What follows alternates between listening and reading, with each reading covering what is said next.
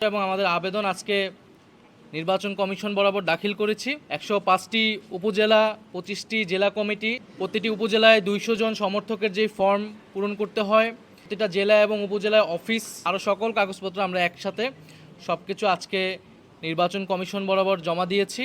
জাতীয় নাগরিক party NCP নিবন্ধন পাবে, নিবন্ধিত দল হিসেবে 3টি মার্কার আমরা আবেদন করেছি। 3টি। আলাইকুম প্রিয় সাংবাদিক ভাই বোনেরা এবং প্রিয় দেশবাসী, আপনারা জানেন যে আজকে ইলেকশন কমিশনে জাতীয় নাগরিক পার্টি এনসিপির পক্ষ থেকে দল নিবন্ধনের জন্য যে সকল কাগজপত্র এবং আবেদন, সকল শর্তাবলী পূরণ করে আমরা আমাদের সেই কাগজপত্র এবং আমাদের আবেদন আজকে নির্বাচন কমিশন বরাবর দাখিল করেছি। এবং আমরা যেই নির্বাচন কমিশন কর্তৃক যে শর্তাবলীগুলো রয়েছে সেই শর্তাবলীগুলোর অধিক আমরা পূরণ করেছি। 105টি উপজেলা, 25টি জেলা কমিটি হয়েছে জাতীয় নাগরিক পার্টি এনসিপির। এছাড়াও প্রতিটি উপজেলায় 200 জন সমর্থকের যে ফর্ম পূরণ করতে হয় এবং প্রতিটা জেলা এবং উপজেলায় অফিস নিতে হয়, সেটার অফিসিয়াল চুক্তি লাগে। সেই সকল কাগজপত্র সহ আমাদের গঠনতন্ত্র এর আগের দিন জেনারেল আমাদের সাধারণ সভায় পাশ হয়েছে খসড়া গঠনতন্ত্র, সেই গঠনতন্ত্র সহ আরও সকল কাগজপত্র আমরা একসাথে সব কিছু আজকে নির্বাচন কমিশন বরাবর জমা দিয়েছি। এবং আমরা আশাবাদী যে আমরা খুব দ্রুত সময়ের মধ্যেই আমরা জাতীয় নাগরিক পার্টি এনসিপি নিবন্ধন পাবে, নিবন্ধিত দল হিসেবে জনগণের কাছে যাবে। আর আপনারা ইতিমধ্যে জেনেছেন যে আমরা আমাদের যে মার্কা দলীয় প্রতীক, সেটার জন্য আমরা 3টি মার্কার আমরা আবেদন করেছি। 3টি মার্কার জন্য শাপলা, কলম এবং মোবাইল, কিন্তু আমাদের প্রথম পছন্দ হচ্ছে শাপলা। এবং আমরা আশা করছি যে জনগণের মার্কা হিসেবে, গণঅভ্যুত্থানের মার্কা হিসেবে, সাধারণ গ্রাম বাংলার প্রতীক হিসেবে শাপলা মার্কা হিসেবে জাতীয় নাগরিক পার্টি পাবে। এবং এই শাপলা মার্কা নিয়েই আমরা আগামী দিনে জনগণের ভিতরে কাজ করব, নির্বাচনে অংশগ্রহণ করব। এছাড়া আমরা প্রধান নির্বাচন কমিশনের সাথে কথা বলেছি, শুভেচ্ছা বিনিময় করেছি। সেখানে আমরা প্রবাসী ভোটাধিকারের যে বিষয়টি, সেই বিষয়টি বলেছি। সেখানে জাতীয় নাগরিক পার্টির যে প্রস্তাবনা এর আগেও ইলেকশন কমিশন এসে দিয়ে যাওয়া হয়েছিল, সেটি সম্পর্কে আমরা আমাদের জোর দাবি জানিয়েছি যাতে প্রবাসীদের ভোটাধিকার যে কোনো মূল্যে রক্ষা করা হয়। এবং ওনারা এখনও সিদ্ধান্ত নেয়নি যে কোন প্রক্রিয়ায় প্রবাসী ভোটাধিকারটা নিশ্চিত করা হবে। ওনারা বলেছেন এটা দ্রুত সময়ের মধ্যে নিশ্চিত করা হবে। যদি আপনাদের প্রশ্ন থাকে, বাংলাদেশের নির্বাচন কমিশনের যে আইন, আমরা সেই আইনগুলো পর্যালোচনা করেছি। আমরা দেখেছি সেই আইনগুলোতে এই ধরনের কোনো বাধা নিষেধ নাই। জাতীয় ফল হিসেবে কাঁঠাল একটি দলের মার্কা হিসেবে অলরেডি রয়েছে।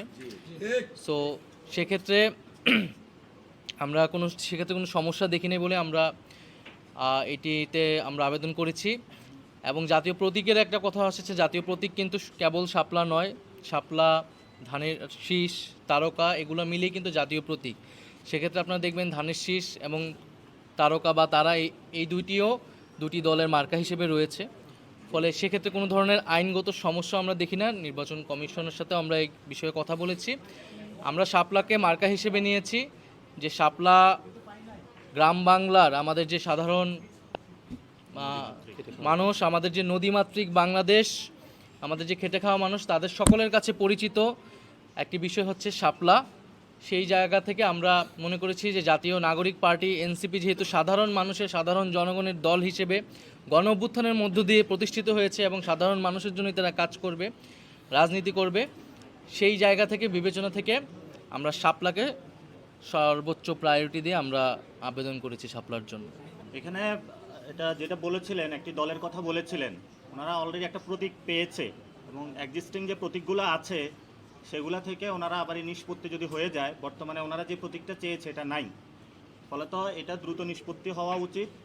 ভবিষ্যতের যে প্রতীকগুলো আমরা চেয়েছি নির্বাচন কমিশন অন্তর্ভুক্ত করুক, কারণ বাংলাদেশের যে প্রতীকগুলো বর্তমানে রয়েছে এখানে আমরা ভালো কোনো প্রতীক দেখতে পাই না। ফলত সেখান থেকে আসার পরে তখন ইলেকশন কমিশন সিদ্ধান্ত নেবে। তবে ওনার যে পদ্ধতিগত একটা ভুল ছিল সেটা সবাই এখন লেখালেখি করতেছে, কথা বলতেছে, সেইটা নিয়ে আমরা কোনো সমস্যা হবে বলে মনে করি না। ঠিক আছে, বলেছি যে আমরা সকল শর্তাবলী, সকল আইন পর্যালোচনা করে আমরা আমাদের সকল আবেদনটি করেছি, কাগজপত্র জমা দিয়েছি। আমরা প্রত্যাশা করব যে ওনারা নিরপেক্ষভাবে আইন অনুযায়ী ওনাদের কার্যক্রম সম্পাদন করবে এবং সেক্ষেত্রে যাতে জাতীয় নাগরিক পার্টি আমরা যাতে কোনো ধরনের বৈষম্যের বা কোনো ধরনের অবিচারের শিকার না হয়, এটাই আমাদের প্রত্যাশা। আরেকটি বিষয়, নির্বাচনের বিষয়ে আমরা এর আগেও স্পষ্ট করেছি যে আপনারা জানেন যে এখন জাতীয় ঐক্যমত্য কমিশনের সংস্কারের একটি কার্যক্রম চলছে এবং আমরা ডক্টর মোহাম্মদ ইউনূস উনি জাতির কাছে কমিটমেন্ট দিয়েছেন যে জুলাই মাসের মধ্যে জুলাই সনদ হবে এই ঐক্যমতের ভিত্তিতে। ফলে আমাদের কাছে এখনও প্রধান প্রায়োরিটি হচ্ছে কিন্তু সংস্কার। ফলে সংস্কারের উপর নির্ভর করেই নির্বাচনের বিষয়ে আমরা আসলে সিদ্ধান্ত নিব। আর জাতীয় নাগরিক পার্টি এনসিপি আমরা বলেছি যে জুলাই ঘোষণাপত্র এবং সংস্কার এবং গণপরিষদ এবং বিচারের রোডম্যাপ এই সকল কিছু মিলে আমাদের এই মুহূর্তের রাজনীতি।